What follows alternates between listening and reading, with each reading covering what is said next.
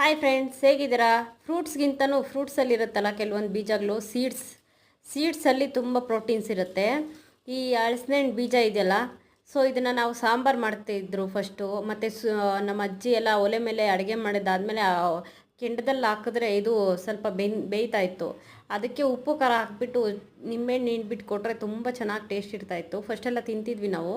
ಸರಿ, ಇವತ್ತು ನಾನು ಟ್ರೈ ಮಾಡೋಣ ಅಂದ್ಬಿಟ್ಟು ಮನೇಲಿ ಬೀಜ ಇತ್ತು ಅಂದ್ಬಿಟ್ಟು ಸುಡೋಕ್ಕಿಟ್ಟೆ. ನಾವು ಪುಲ್ಕ ಮಾಡ್ತೀವಲ್ಲ ಅದ್ರ ಮೇಲೆ ಇಟ್ಟೆ.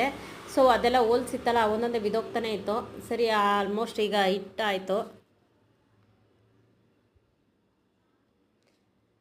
ಅವನು ನನ್ನ ಮಗ ನಗಿತಾ ಇದ್ದ.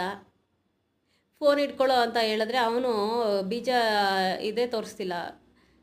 ನೋಡಿ, ಈಗ ಆಲ್ಮೋಸ್ಟ್ ಬೇಯ್ತಾ ಇದೆ. ಸಣ್ಣ ಉರಿಲಿ ಬೇಯಿಸ್ತಾ ಇದ್ದೀನಿ. ಅದು ಒಂದೊಂದೇ ಬಿದೋಗ್ತಾನೆ ಇದೆ ಇಡ್ತಾ ಇದ್ರೆ.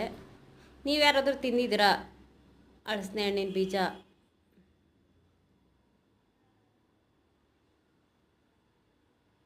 ನೋಡಿ, ಆಲ್ಮೋಸ್ಟ್ ಬೇಯ್ತಾ ಇದೆ.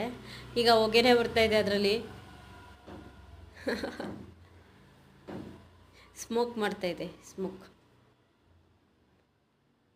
ನೋಡಿ, ಆಲ್ಮೋಸ್ಟ್ ಬೆಂದಾಯಿತು.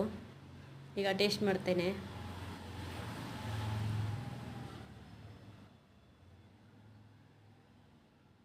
ನನ್ನ ಮಗ ಟೇಸ್ಟ್ ಮಾಡ್ದ.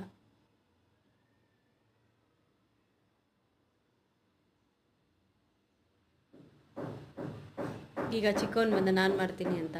ಸ್ವಲ್ಪ ಬಿಸಿ ಇದೆ ಆ್ಯಕ್ಚುಲಿ ಅದು.